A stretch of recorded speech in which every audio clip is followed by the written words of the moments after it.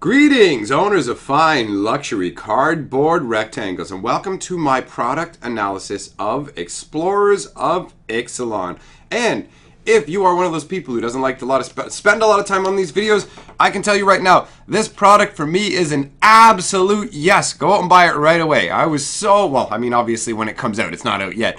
I was so excited to see that unlike the gift box Wizards' previous offering, which was a complete cash grab, this is actually a really solid offering. I'm very pleased with it. So let's talk about the contents, what you get and what it is. It is a hybrid sort of game. They're trying to present it as a board game because it has tiles, really. I mean, if you want to call it a board game, you can. It's like a hybrid game to me. It's just, basically, it's like an add-on for Magic, the same way that Plane Chase or Arch Enemy would be. To me, this is the equivalent. They're just using little tiles instead of the bigger, oversized cards to accomplish the same kind of game effects. Obviously not the same style of play as Plane Chase, Arch Enemy, and Explorers of Ixalan are three distinctly separate games. So, the contents contained, we'll go through what they are, and then we'll go over individually what each of them is worth, and whether, obviously overall the whole thing is worth it, so we don't have to decide that at the end. Normally I'm used to saying we'll go over everything and decide at the end if it's worth it, but I already know this is totally worth it. So, 4 60 card decks. Now, these decks are comprised of a majority of the cards in the decks are specifically from Ixalan. It is, after all, Explorers of Ixalan. But throughout the 4 decks, there are 47 different cards that are reprints from other sets other than Ixalan. So there'll be a range of those, and we'll go over some of the reprints as well. Most of the cards will come from Ixalan. Those 60 card decks do come with deck boxes as well. The box includes 20 double-sided tokens, and based on what's inside, just the spoilers in terms of a few cards we know from each of the decks, it's reasonable to expect that there will be, first of all, you know there's going to be 3 dinosaur tokens, that's guaranteed, and there will most likely be merfolk tokens. It comes with 50 game tiles as well, and 40 counter pieces. So let's go over all of these things in detail. We're going to start out with the 4 60 card decks. So, these are your standard issue Magic decks. You could take them and play separate games of Magic with them. There aren't special cards that exist in this game that go inside your deck that are used with it. So you could play Explorers of Ixalan with any decks, basically. It's a situation where if you and your friends all had your personal decks, you wouldn't even need the decks from this box set. They are just what comes with it, the box experience. So they're divided up into 4 major themes from Ixalan.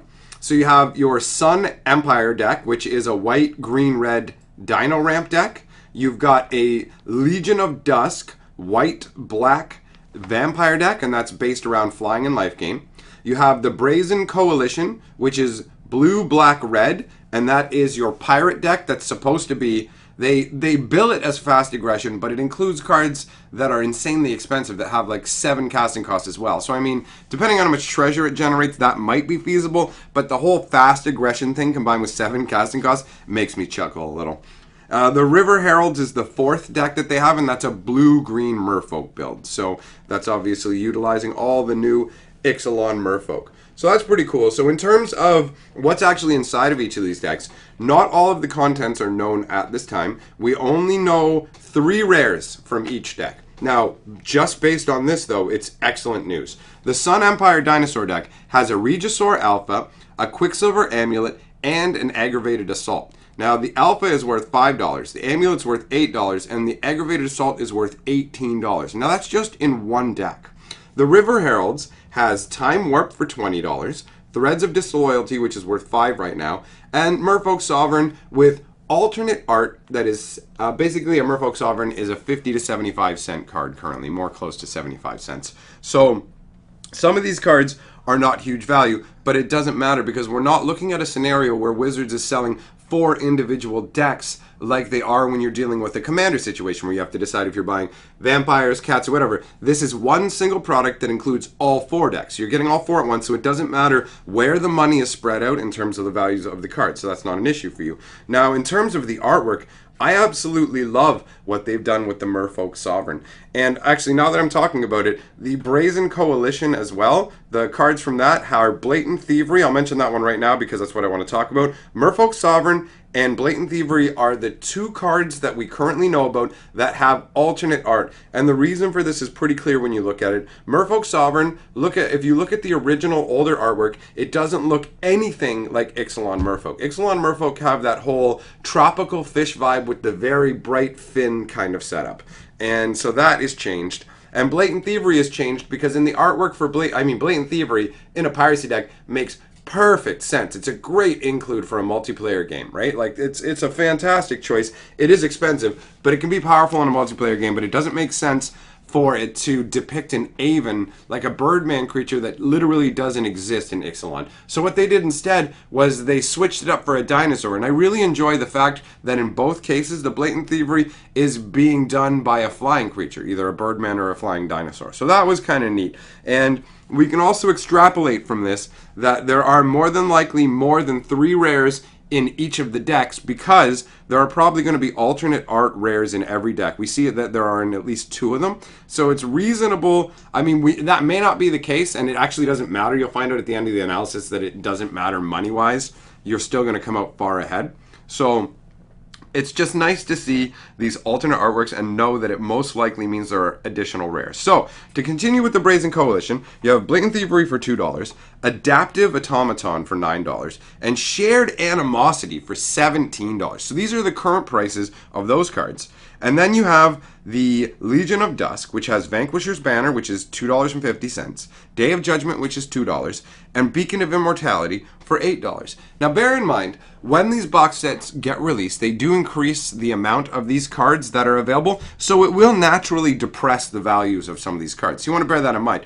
But the fact of the matter is, just taking these rares into account, when you add up the value, and also so you know, this is Canadian pricing we're dealing with, when you add up the values, all of these rares total to $97.25. And if you convert the suggested retail price into Canadian dollars, that would be $85 to buy this box set. So $85 is the cost of the box set. You get $97.25 worth of Magic singles just from the 12 rares that I've talked about. That doesn't include anything else at all. Now, there are rumors going around, because I haven't seen this personally confirmed, but there are rumors saying that it also includes things like Lightning Helix, Rancor, Jungle Shrine, Tainted Field. I mean, and especially with Rancor and Lightning Helix, those are actually valuable uncommons that would add a few dollars to the box set. Now, I'm not factoring them into the analysis, because at this point, they have not been confirmed to me. Only these 12 rares that I'm going over have been. So in this situation, you're getting these 12 rares, you're getting 4 full-on, ready-to-go Magic decks. The singles that we've just talked about by themselves are worth almost $100 already. So you've already exceeded the $85 asking price by $12.25. So at this point, just looking at the decks, it's already worth it just to buy it, okay? And that's not even factoring in that this is an actual game that you get to play that looks conceptually very interesting. The box set also includes 20 double-sided tokens, as I mentioned. Now, obviously, since the Regisaur Alpha is in here, we'll know there will be 3 dinosaur tokens. There's a Merfolk deck, so it's reasonable to assume there will be a Merfolk tokens of some type. There is most likely going to be pirate tokens because of the Brazen Coalition, and most likely there will also be vampire tokens, as there are a bunch of vampires in the vampire deck and a bunch of token makers currently in Ixalan. So it's reasonable to expect those tokens, and there will probably be some we're not expecting based on cards that we're not seeing that haven't been spoiled yet. So after the tokens, we move on to the 50 game tiles. Now, how this is broken down is basically each game you're only going to be using 30 of these game tiles. And how it works is it's like a normal game of Magic. You can play anywhere from 2 to 4 players, and you're trying to kill your opponents as usual, but the board itself is used to change how things are done. So there'll be 30 tiles set up, and they will have differing mana costs on them. There'll be 4 that have a 6 mana cost, and this is just going off the documentation that we've seen. I mean, obviously, the rules come out, it may work slightly differently, but from what I can discern, you have an island set up, essentially, where in the middle, there are 4 tiles that cost 6 mana. Around those 4 tiles, there are 10 tiles that cost 3 mana, and around those 10 tiles, there are 16 tiles that cost 1 mana. Now, these are drawn from a pool of 50 tiles in total, so you're only going to use 30 tiles a game out of the 50, so 60%. So each time you play, you're going to get random variation on the tiles. Now, these tiles show up in 3 different styles, and they affect the game in different ways. Events and quests are very similar. For example, you can flip over a tile that says the next time you deal combat damage to the player on your right, draw a card. Now, that could be a quest. If it's a quest, it would say the next time you do X, you get this benefit. But if it's a event, then it literally just says do this right now. So it would instead just say draw 2 cards or do 3 damage to a target, but it wouldn't require you to fulfill conditions ahead of time. And the third type of tile is a site. And the sites stick around, so they can give you turn-to-turn bonuses, and they can also be stolen between players. So you can conquer each other's people's sites and take them back and forth. And there is one special site, Orazka, the Golden City. And this thing is nuts. When you control it, every turn during your upkeep, you get to draw 2 cards and deal 3 damage to each of your opponents. So it lightning bolts the faces of each of your opponents and let you draw 2 cards a turn. That's absolutely amazing. So the tiles are all set up in the middle. You pay mana to flip them over, and then you resolve the effects of the events. As for now, there's no information as to how conquering other places works, so we're going to need more information to come out about that. The 40 counter pieces that I mentioned are just little indicators to denote which of the 4 organizations you belong to. Like if you're playing the Sun Empire, you could use your own deck, but you would still need the counters to represent the Sun Empire and say, I control these particular places. In the end, you're really just trying to win an epic game of Magic, but to me, this is a product that, like Arch Enemy, like Plane Chase, doesn't have to be used with the decks that they are boxed with, and you can totally enjoy them and create your own formats and variations. I love the fact that when you play with it, you're going to have different tiles every time, so you're not going to get the same kind of experience. I really enjoy that while it does have cards that scale to multiplayer, it's also playable 2-player, because I'm somebody who doesn't get an opportunity to play a lot of multiplayer, and sometimes I find multiplayer to be a frustrating experience because of people's inability to properly analyze threats. So, as a result, I really enjoy it when they make these experiences scalable, where you can play anywhere from 2 to 4 players, and it's going to take you roughly about the same time as a game of Magic. I mean, obviously it's going to take a bit longer when you have to do the setup at first and figuring out how the game works, but the more you get into it, I'm sure that it probably won't add much time. Setup time, it probably takes a few minutes at most to get the tiles ready. Overall, the card value, I mean, dude, you're getting 460 card decks.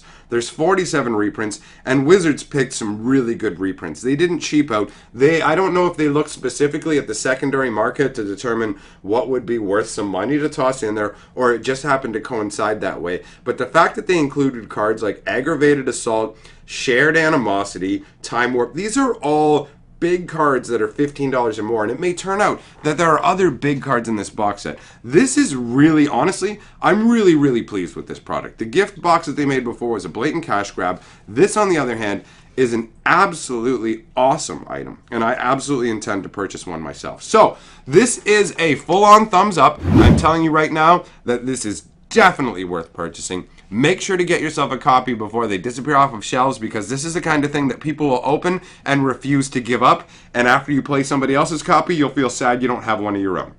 So thanks for coming by, and we'll see you next time, guys. Hi everyone! Together, we are the 6th color of magic.